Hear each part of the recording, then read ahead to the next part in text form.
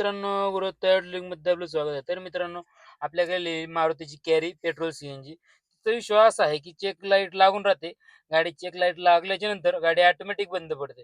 चला मित्रांनो पाहूया. आपण डायग्नोज करायला गेलं तर गाडीला काय स्कॅनर कनेक्ट नव्हतं. तर पाहिलं तर त्याच्यात 12 व्होल्ट पण येत होते. पण जी लो लो 2 कॅन लाईनच्या वायरी असतात ना, त्यातलं एक कॅन लाईन बंद पडलं होतं. ते आपण पाहिलं.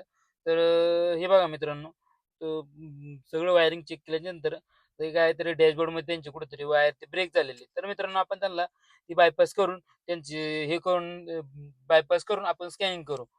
तर मित्रांनो बायपास करून दिलं. गाडी स्कॅन वगैरे झाली. तर सीएनजीमध्ये कंट्रोल मोडवर परफॉर्मन्सची एरर एरर येत होती. P0607 हा कोड. तर तो हिस्ट्रीत होता. तो कशामुळे येतो? जेणेकरून कॅन लाईन जरी कमी पडलं किंवा अजून पण खूप काही कारणं आहेत. जर ती यापैकी काही पण झालं, तरी ती एरर येते. तर मित्रांनो त्यांची गाडी स्कॅन झाली.